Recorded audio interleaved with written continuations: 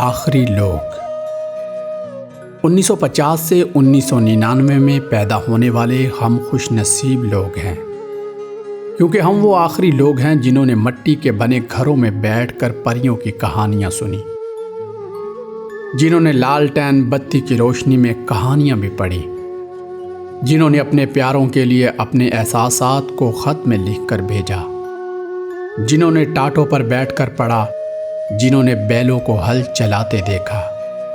یقیناً ہم وہ آخری لوگ ہیں جنہوں نے تختی لکھنے کے لیے سیاہی گاڑی کی، جنہوں نے اسکول کی گھنٹی کو بجانے کو اعزاز سمجھا، جنہوں نے رشتوں کی اصل مٹھاس دیکھی۔ ہمارے جیسا تو کوئی بھی نہیں، اور وہ ہم آخری لوگ ہیں۔ اور اب موبائل سے موبائل تک کے سفر میں ہم قدیم سے جدید ہو گئے۔ لباس سے کھانے تک ہر چیز بدل گئی۔ گھروں میں بننے والی لسی اب ریڈیو پر آ گئی ہے۔ جن گھروں کے دروازے رات 8 بجے کے بعد بند ہو جایا کرتے تھے، وہ اب رات 11 بجے کے بعد کھلے رہتے ہیں، اور پوری فیملی ڈنر کھا کر رات 1 بجے واپس پہنچتی ہے۔ پورے دن کے لیے واٹر کولر میں 10 روپے کی برف ڈالنے کی اب ضرورت نہیں رہی، کیونکہ اب ہر گھر میں فریزر موجود ہے۔ اب تندور پر روٹیاں لگوانے کے لیے پیڑے گھر سے نہیں بنا کر بھیجے جاتے۔ اب لنڈے کی پرانی پینٹ سے بچوں کے بستے نہیں سلتے۔ مارکیٹ میں ایک سے ایک ڈیزائن والا بیگ دستیاب ہے۔ بچے اب ماں باپ کو امی ابو سے زیادہ یار کہہ کر مخاطب کرتے ہیں۔ بلب انرجی سیور میں بدل گئے، اور انرجی سیور LED میں۔ چھت پر سونا خواب بن گیا ہے، لہٰذا اب گھروں میں چارپائیاں بھی نہ ہونے کے برابر رہ گئی ہیں۔ ڈبل بیڈ اور ان پر بچھے موٹے موٹے گدے۔ اب بچے سائیکل سیکھنے کے لیے کینچی نہیں چلاتے، کیونکہ ہر عمر کے بچے کے سائز کا سائیکل آ چکا ہے۔ جن سڑکوں پر تانگے دھول اڑاتے تھے، وہاں اب گاڑیاں دھواں اڑاتی ہیں۔ کیا زمانہ تھا جب گھروں کے دروازے سارا دن کھلے رہتے تھے، بس آگے ایک بڑی سی چادر کا پردہ لٹکا ہوا ہوتا تھا۔ اب تو دن کے وقت بھی بیل ہو تو پہلے CCTV کیمرے میں دیکھنا پڑتا ہے۔ شہر سے باہر کال ملانا ہوتی تھی تو لینڈ لائن فون پر پہلے کال بک کروانا پڑتی تھی، اور پھر مستقل وہیں موجود رہنا پڑتا تھا۔ سعودیہ وغیرہ سے کوئی عزیز پاکستانی آتا تھا تو گفٹ کے طور پر خاندان کے بچوں کے لیے کھلونے ضرور لے کر آتا تھا۔ پہلے مائیں خود بچوں کے کپڑے سیتی تھی، بازار سے اون کے گولے منگوا کر سارا دن جرسیاں بنتی تھی۔ اب نہیں، بالکل نہیں۔ ایک سے ایک جرسی بازار میں موجود ہے، سستی بھی اور مہنگی بھی۔ پہلے کسی کو استاد بنایا جاتا تھا، اب استاد مانا جاتا ہے۔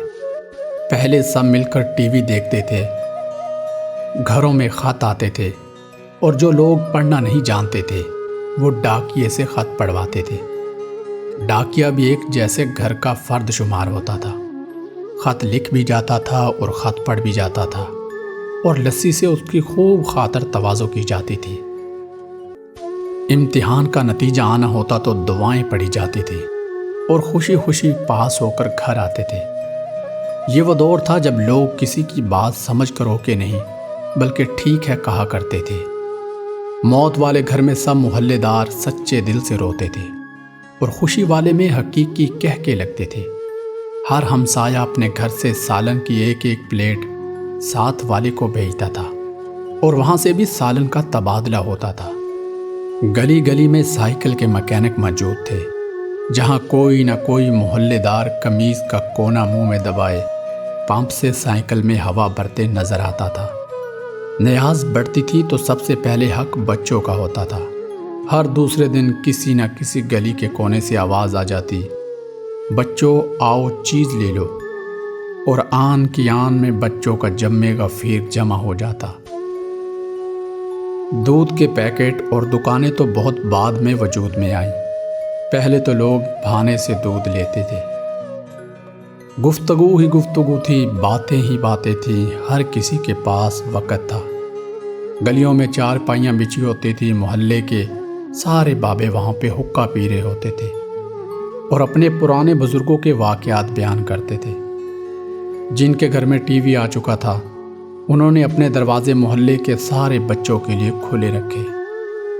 لیکن پھر وقت بدلا اور وقت کے ساتھ ساری چیزیں بدل گئیں، اور یہ ساری چیزیں، یہ رسم و رواج اب صرف تصویروں کی صورت میں نظر آتا ہے۔ ہم سے ہمارا سب کچھ چھین گیا۔ ہم کتنے بدل گئے ہیں۔ ناظرین، ویڈیو کا دوسرا پارٹ لازمی دیکھیے گا۔ دوسرے پارٹ کے لیے انتظار کیجیے۔